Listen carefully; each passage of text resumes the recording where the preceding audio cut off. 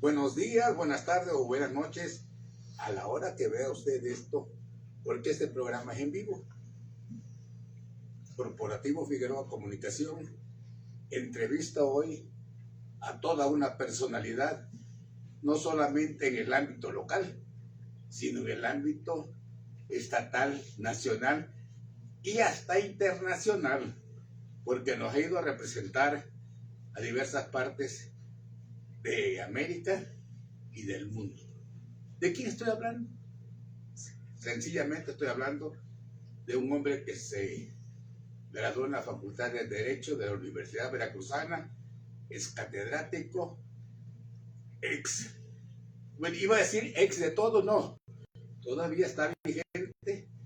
Él anda muy activo en algunas cuestiones legales, algunas cuestiones administrativas. Me refiero al maestro Mario Ulises Pereira Esquivel. Mario, primeramente, mi querido Marco, felicidades por estar con nosotros. Es un honor para este corporativo hacerte la entrevista. ¿Dónde nace Mario? En primer lugar, Marco, pues el agradecido soy yo, porque hacer un evento de esta naturaleza pues es un orgullo, una gran satisfacción, un motivo de agradecimiento para quien lo realiza y desde luego quien lo recibe, en este caso yo. Bueno, yo nazco el 20 de diciembre de 1942 en el puerto, ciudad y puerto de Coatzacoalcos, Veracruz. Mi infancia la paso ahí, estudio la primaria en la ilustre escuela artículo 123 Tomás Valdés Riva de Alemán, conocida popularmente como Escuela de Petróleos, porque era sostenida por esta institución pública. Posteriormente estudio ahí la secundaria y bachillerato en la Escuela de Bachilleres, Secundaria y Bachilleres General Miguel Alemán González.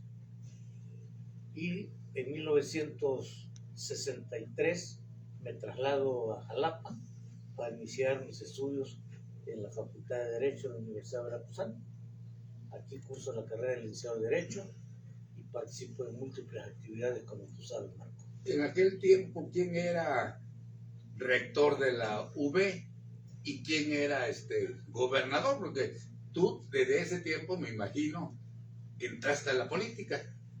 Bueno, la política, fíjate, curiosamente el que me inicia en la política es como un amigo, Melitón Morales Domínguez, que en esa época era dirigente juvenil estatal del PRI, de lo que era la dirección juvenil del PRI, y yo en la prepa en Coatzacoalcos me nombran secretario del comité municipal del partido, y llega Melitón a darme mi primera credencial como secretario de esa institución política. Aquí, cuando llego a Jalapa, el gobernador era el licenciado don Fernando López Arias, que había entrado como gobernador el 1 de diciembre de 1962. Nosotros lo habíamos, como generación de bachilleres en Coatzacoalcos, lo habíamos invitado para que fuera nuestro padrino, lo cual aceptó, nos dio los anillos, nos trató muy bien don Fernando, y luego el siguiente año pues yo llego aquí a Jalapa siendo el gobernador, y que además tenía yo la fortuna de que a mí en lo personal me conocía porque era amigo de mi padre. Don Fernando era amigo de mi padre. Mi padre era empleado de la Sufrega Panamericana y don Fernando tenía mucha influencia en esa empresa con sede en Jaltipa, Veracruz. A propósito, ¿quiénes eran tus padres para que sepan? Bueno, mis padres fueron Mario Pereira Bravo, obrero toda su vida, y Gregoria Esquivel Medina, originaria de Valladolid, Yucatán, y pues ama de casa. Tú eres origen maya, prácticamente traes tus raíces mayas por ahí. Fíjate porque que los sí. Mayas son. Fíjate que sí, mi madre, una de las culturas. Desafortunadamente, no tuvo prevención, o no tuvo el gusto de enseñarme el idioma maya, que ella lo manejaba perfectamente bien. Ella hablaba maya, yo era chamaco y escuchaba. Cuando llegaban mis tíos a la casa, ella hablaba en maya con sus hermanos ahí. Desgraciadamente, pues yo no, una que otra palabra por ahí que acepté, que no las puedo decir porque no son el léxico no es apropiado. Bueno, ya haciendo este paréntesis de familiar, vamos ya estamos en Jalapa. Fíjense cómo tan rápido lo que para uno es toda una eternidad, porque la juventud, la adolescencia se nos hace eterna, que no es tan así. Pero cómo está el tiempo, ¿verdad? Que ya quiere uno ser adulto para poder ganar uno su dinero, ve uno a sus ídolos. En aquella época, ¿quién era tu ideal aquí? Por decir algo, caramba, este político, don Fernando, ¿no? No, mira, don Fernando López Arias fue un agente muy especial. Él venía a ser procurador general de la República, hombre fuerte, recio. Aquí, como gobernador, nos combatió a los estudiantes. En el 68, pues metió a la cárcel a varios compañeros, precisamente defendiendo la posición del gobierno y nosotros defendiendo la posición estudiantil. Pero no, mira, yo creo que el hombre que siempre admiré yo como político fue López Mateos. Don Adolfo López Mateos, que tuve la fortuna de conocer y estrechar su mano cuando yo haciendo mi servicio social, mi servicio militar, perdón, en Coatzacoalcos. Él llegó a inaugurar el puente Coatzacoalcos 1 y se baja del autobús y pasa frente a nosotros y nos saludó de mano. Ese recuerdo yo lo guardo y lo he guardado siempre, admirando a un hombre como Adolfo López Mateos. Entonces fue el primer contacto con un político de nivel que tuvo. Para mí uno de los mejores, pero bueno, porque es de los oradores el único que me hizo de pequeño, porque tengo otra anécdota que, bueno, que ya se contará en su momento, pero que lo importante ahorita es en llegada a Jalapa, de un clima diferente, porque eran los tiempos del chipi chipi. Frío de aquí de Jalapa, ¿verdad? ¿Dónde llegaste? ¿Dónde te hospedaste? Mira, la primera pensión que tuve cuando llegué aquí, alguien me la recomendó, una habitación de muy mal estado, por cierto, en el Callejón de Rojas, ahí por la preparatoria en la calle de Juárez. Allí estuve unos cuantos días y de ahí nos trasladamos a otra pensión en Revolución 57. Ahí estuvimos como 3 meses y de ahí me cambié ya a un cuarto solo en Morelos 54 y comía yo en un restaurancito que lo llamaban restaurante de la SOP, porque ahí comían los trabajadores de la Secretaría de Obras Públicas, aquí por la calle de Bremón, a la vuelta de la famosa Palma de aquí de Jalapa. ¿Y qué recuerdos tienes así de llegar aquí a Jalapa y de entrar a una facultad tan importante? Porque ser abogado o ser licenciado en Derecho, ya el solo hecho de entrar a la facultad para los que veníamos de provincia, ya era una situación muy importante, ¿no? Sí, desde luego, mira, yo te puedo decir lo siguiente como anécdota. Yo quise ser siempre profesor. Cuando yo salgo de la secundaria en Coatzacoalcos, le dije a mi papá que yo me quería venir a la Normal Veracruzana a hacer la carrera de maestro. Y él me dijo, no, tú lo que quieres es irte ya a independizarte. Si quieres seguir estudiando, estudia la preparatoria aquí, que la hay, por fortuna. Y además, a mí me gustaría mucho que tú fueras abogado. Pues yo tomé en cuenta esa recomendación y además no me quedaba de otra. Hice la prepa ahí en Coatzacoalcos, terminé y después me vine aquí a Jalapa con mucha alegría, con muchas buenas vibras. Entrar a Jalapa para mí fue relativamente fácil porque tuve la fortuna de que fue el último año en que se entró sin examen de admisión. La siguiente generación ya tuvo que luchar por un lugar en la Facultad de Derecho. Entonces yo entré sin examen perfectamente y pues, a empezar mi carrera ahí. Una entrada triunfal, por decir algo, porque no tenías nada que te impidiese. Porque ya después de los exámenes, ya después se creó el propedéutico y ya fue otra situación. Otra situación. Sí, entonces, Estamos en la Facultad de Derecho, primer año. Primer año, ¿De qué recuerdas? mira, para mí fue extraordinario porque llego a Jalapa, pero yo ya tenía aquí una serie de amigos que había yo conocido el año anterior. Siendo líder estudiantil en la prepa de Coatzacoalcos, me invitaron a participar en el Congreso Estudiantil de la Federación Estudiantil Veracruzana, que se realizó en 1962 en Cosamaloapan, en Veracruz. Y ahí tuve la oportunidad en ese evento de conocer a mucha gente que ya eran figuras. Marcelo Ramírez Ramírez, Abelardo Correa Salaya, José Luis Cintura Franco, Octavio Andrés Telles Martínez, etcétera, entre otros, el de Mario Enrique Escobar, la Loba Andreu, José Ángel Andreu, entre otros jóvenes políticos estudiantiles. Yo a todos ellos los conocía, entonces cuando llego aquí, inmediatamente me captan y me invitan a que yo me incorpore a formar parte del MOSEP, del Movimiento Cultural Estudiantil Veracruzano, que tenía sus oficinas en Mata número 5, Altos.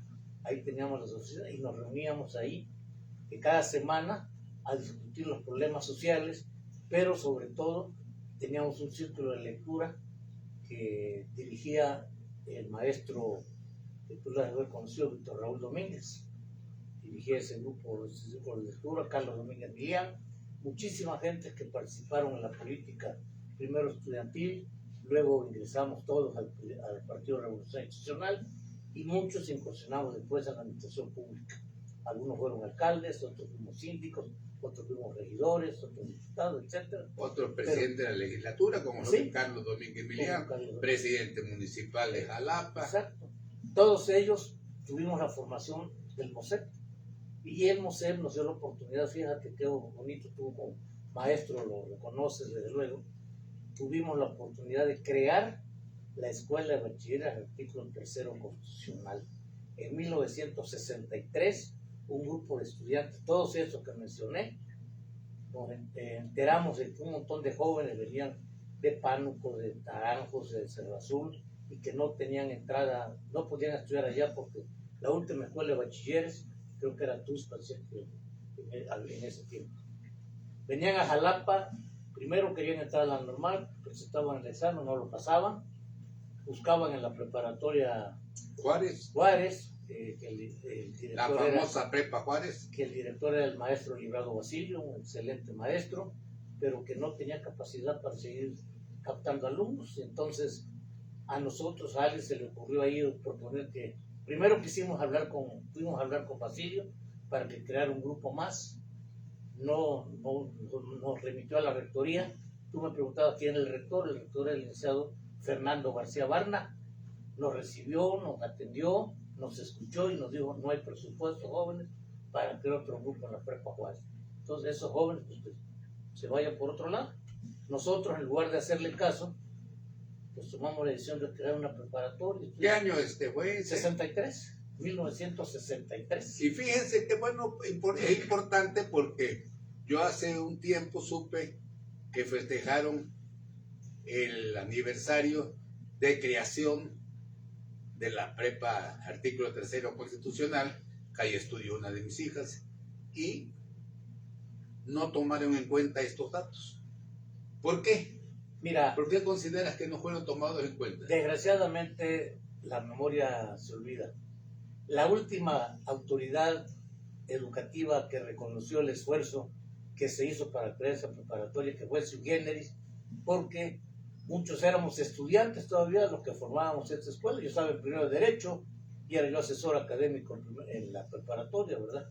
Y me dieron la oportunidad de dar una cátedra de literatura española, con dificultades, sin experiencia, pero lo dimos, lo hicimos, y ahí está la preparatoria. Tiene 62 años que se creó la preparatoria. La única autoridad universitaria, o bueno, ahora enseñanza media, que nos dio un reconocimiento a los fundadores, fue cuando cumplimos 30 años de haberla fundado, y fue la maestra, que fue directora de enseñanza media, muy conocida, fue candidata a presidente municipal también. Rosario Piña. Rosario Piña, exacto.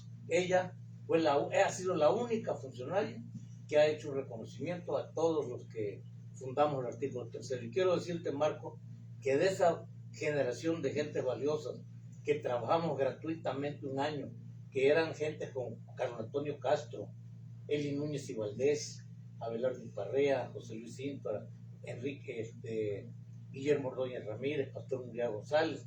De todos ellos, creo que quedamos 5, 6 gente. Entre ellos Marcelo Ramírez, Marcelo que es Ramírez, uno de los intelectuales más sí, importantes de los que que, existe en el país. y de los que vivimos todavía al artículo 3 está Marcelo Ramírez, está Abelardo Parrea, que radica en Tuxpan, aquí en Jalapa está Roberto Ramírez y Ramírez, Eli Núñez y Valdés, Así es. y el que les habla. No recuerdo de algún otro, pero pues la mayoría ya falleció, ¿no? Gran orgullo, ¿no? Mario. Totalmente, totalmente. Y además se le dio una inclinación izquierdista a la escuela artículo 3 constitucional. Inclusive ahí también estudió una gran senadora, bueno, en su momento, Beatriz Paredes. Beatriz Paredes. Beatriz Paredes estudió ahí, Fidel Herrera Beltrán estudió ahí, Alberto Sosa estudió ahí, Emeterio López Márquez estudió ahí, y tantos y tantos y tantos profesionistas destacados que por René Poblete, que llegaron en su momento a estudiar el artículo 3 en distintas generaciones. Para mí es un orgullo haber formado formar parte de ese grupo. Carlos Méndez de la Luz, que fue un secretario. ¿Quién fue el primer director de esa? Guillermo Ordóñez Ramírez fue el primer Guillermo director, Ordóñez. y el primer secretario fue Carlos Méndez de la Luz, incansable luchador. Gracias a él se consiguió la escuela José Ortiz de Domínguez, para que ahí funcionó durante varios años, hasta que don Rafael Murillo Vidal le construyó el edificio que cuenta actualmente la escuela, allá en la calle de Pues Guillermo Ordóñez, su hijo también, un muchacho y talentoso, falleció, ¿no? Apenas acaba de fallecer. Desafortunadamente falleció Fidel. Pero tiene otro hijo. Sí, Guillermo también. También abogado. También abogado, sí. Tiene el despacho todavía que tenía Fidel ahí en la calle aquí por la Carlos Carrillo. Bueno, pues seguimos con Mario Ulises Pereira Esquivel, que definitivamente es un hombre que ha hecho escuela, porque después de haber estudiado Derecho, algunos maestros que recuerdes. De la Facultad de Derecho. De la Facultad de Derecho. Fíjate que creo que fui el último, válgase que yo lo diga, que le hice un reconocimiento a los maestros que tuvimos en los primeros años en la facultad. Les hice un desayuno y logré juntar a Luis Espinosa Gorospe, Ignacio González Rebolledo, Salvador Valencia Carmona. La mayoría ya fallecieron, creo que de los vivos. Salvador. Rolando ya falleció también, Rolando Rivera. El único, creo que los que quedan vivos es Salvador Valencia Carmona. Pero estuvo Joaquín Carrillo Patraca. Junté vive también, muy enfermo, pero vive Ignacio Vargas Andrade, todavía vive. También le hice un homenaje hace como 3 años al licenciado Vargas Andrade, le hicimos un homenaje, y ese desayuno lo logré reunir en 2008, si no mal recuerdo, a 16 de los maestros, Emma Rodríguez, de los maestros de aquella época, todos muy brillantes maestros, y todos... Al que hiciste, porque yo acudí una vez a un homenaje ahí en tu pequeño chalet. ¿Quién era Bueno, él no fue tu maestro. No, él fue mi jefe, y es mi amigo, el licenciado Vicente López Estrada, brillante jurista, que yo trabajé 7 años bajo sus órdenes, le aprendí mucho, y en agradecimiento a eso le hice un homenaje hace 2 años, y fue un homenaje que tú asististe, fuiste testigo del reconocimiento que se le hizo a un hombre valioso como es. Yo me uní a tu iniciativa y participamos con mucho gusto, porque fíjate, una de las cosas que admiro en ti, eres un hombre de muchos sentimientos, tanto nobles como hay veces también lo no tan noble. Te molesta la injusticia, lo que le molestaba mucho al gran y hermoso hidalgo Don Quijote de la Mancha, que es la ignorancia, que es la injusticia, que es el miedo a las enfermedades. Creo que eso es también un parte de tu caminar. Eres un quijotesco abogado. Fíjate que, digo, no, ¿cómo te dijera? Dicen que elogio propio. No, pero estoy diciendo yo, es vituperio, Yo sin tu pedo, yo te puedo pero comentar. coincido en muchos, creo que tú me conoces perfectamente y creo que has hecho una semblanza de mi forma de ser. Mira, te puedo platicar algunas anécdotas. Fidel Herrera Beltrán, que el cual para mí lo conocí, fue mi alumno en el artículo tercero, en primer año de bachillerato, de entonces amigo de él. Cuando llega al gobierno del Estado, me invita a colaborar, me hace primero su procurador de justicia de asuntos indígenas y posteriormente me da la oportunidad de ser el director fundador del Instituto Veracruzano de la Defensoría Pública. Yo fui el primer director fundador de ese instituto y ahí está en la calle de Américas. Pero como todas las cosas, despiertan inquietud, despiertan envidia, despiertan situaciones adversas, y hubo un funcionario muy cercano al gobierno del Estado que le preguntó a Fidel un día, y esto me lo dijo mi distinguido maestro, que también lo homenajeé en ese desayuno que comentaba, Dionisio Pérez Jácome, le comentó: fíjate, Mario Ulises, que en una reunión que tuvimos con Fidel, fulano de tal funcionario le preguntó que por qué te había nombrado a ti director del Instituto Veracruzano de la Defensoría Pública. Y le contó Fidel: mira, fulano, no tengo por qué contestarte, pero lo voy a hacer por dos razones. Lo voy a hacer. Nombré a Pereira director ahí por dos razones. Una, porque ahí en ese cargo se necesita un hombre con sensibilidad, y Pereira la tiene. Y la otra, porque Pereira es mi amigo de las épocas juveniles.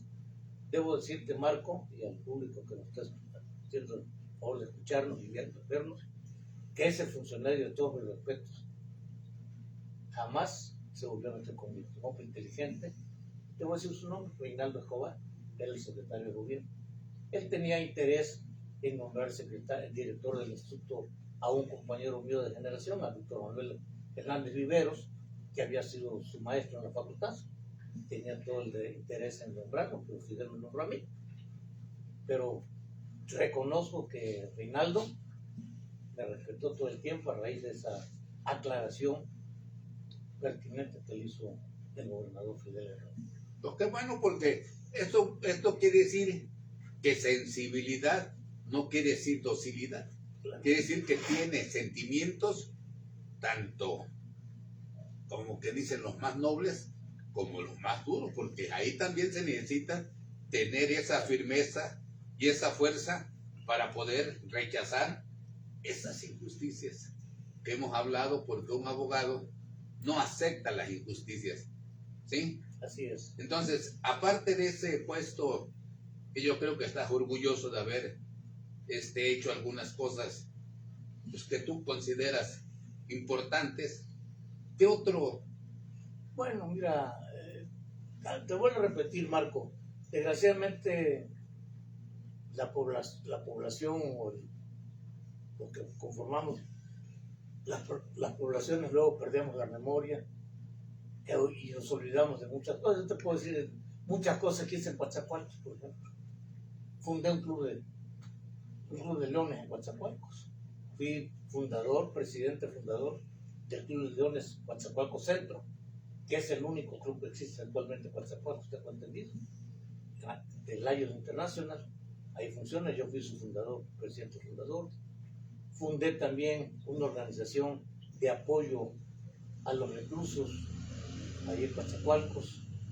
Le llevábamos apoyos a los reclusos del penal de Palmasola. Siendo presidente del PRI municipal, en Navidad le hacía yo su cena a los reclusos ahí en Navidad, y la gente me decía: oye, estás mal, Mario Ulises, ¿para qué gastas esfuerzo y dinero en hacerle una cena a los reclusos si no votan? Y bueno, mi amigo, tú tienes razón, los reclusos no votan, los que están sentenciados no votan, pero hay quienes están guardados ahí que sí votan porque están sujetos al proceso. Pero además, a mí no me interesa tanto eso, me interesan sus familiares que están afuera, eso sí votan, y qué bueno que voten por el PRI, ¿no? Entonces, cosas como esas, ¿verdad? Que hice y me siento orgulloso de ellas. Gracias a Dante Delgado y a licenciado Carlos Brito Gómez, que era el presidente municipal en funciones y ahora síndico del ayuntamiento, llevamos los transbordadores a Coatzacoalcos de 30 años, 35 años, y ahí están funcionando los que hacen el transporte de Coatzacoalcos a la Congregación de Allende, transportando vehículos y personas de un lado a otro a un costo muy bajo. Eso fue una aportación que hizo Dante y que yo fui el que operó todo ese trabajo, viniendo aquí a Jalapa muchísimas veces, yendo a Tampico, porque ya estaban los transbordadores, y lo llevaban por una razón, lo mandó Dante por una razón. Coatzacoalcos es el único lugar en el país que tiene un túnel sumergido. Y el túnel sumergido, mucha gente no sabe esa historia. Yo relato la historia del túnel sumergido. ¿Quién fue el primero que habló del túnel sumergido? En mi libro biográfico, que ya tienes. Ahí relato cómo nació la idea del túnel sumergido. Yo trabajaba en una empresa que se llamaba Serimex y estaba construyendo casas en la Congregación de Allende. El gerente de esa empresa, el ingeniero Dan de Greff, de origen belga, se molestaba mucho cuando tenía que viajar de México a Coatzacoalcos y se encontraba con que había mal tiempo. Y para ir de Coatzacoalcos a Allende tenía que dar una vuelta de 3 horas por carretera. Dice, no es posible que se haga esto cuando es un paso tan pequeño, no llega a 900 metros del río Coatzacoalcos.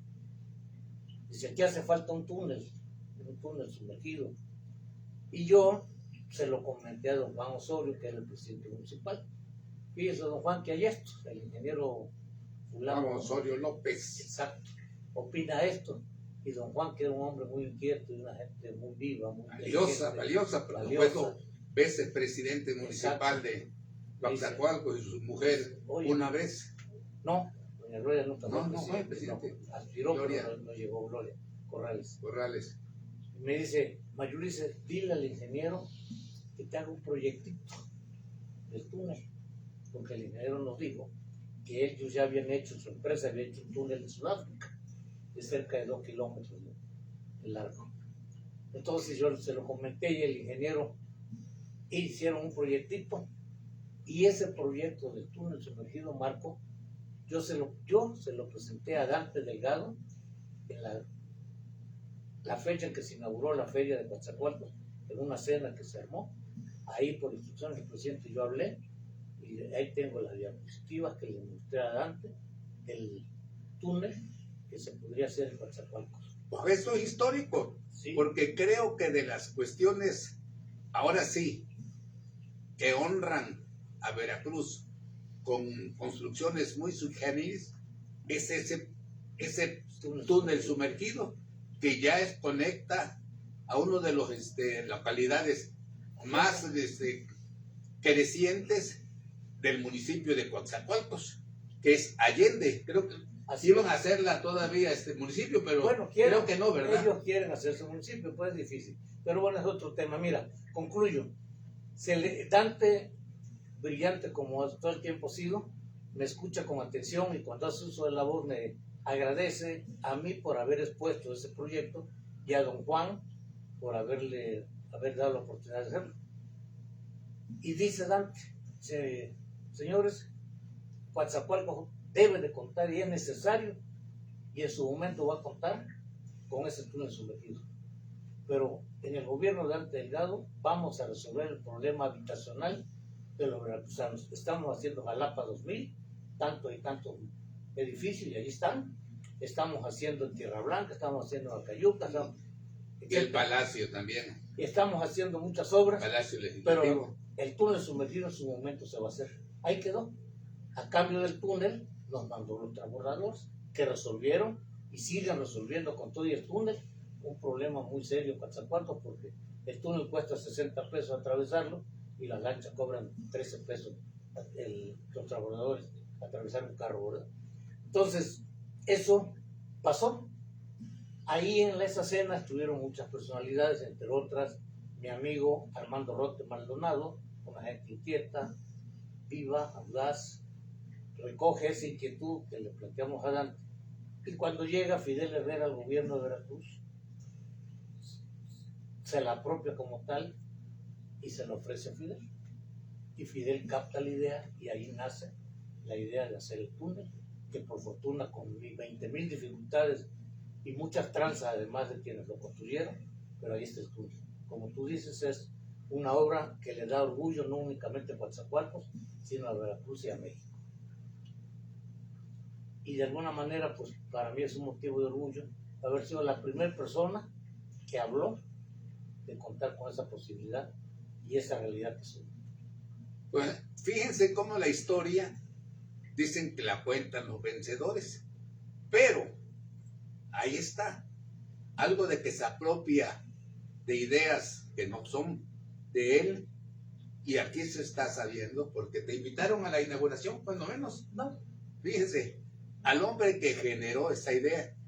Y así pasan muchas cosas en este México nuestro, en donde muchos navegan con banderas idealistas sin reconocer de dónde surgen.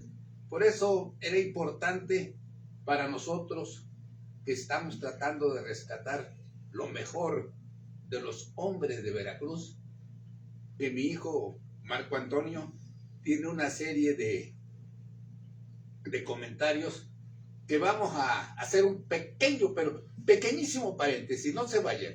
Ahorita regresamos en unos segundos.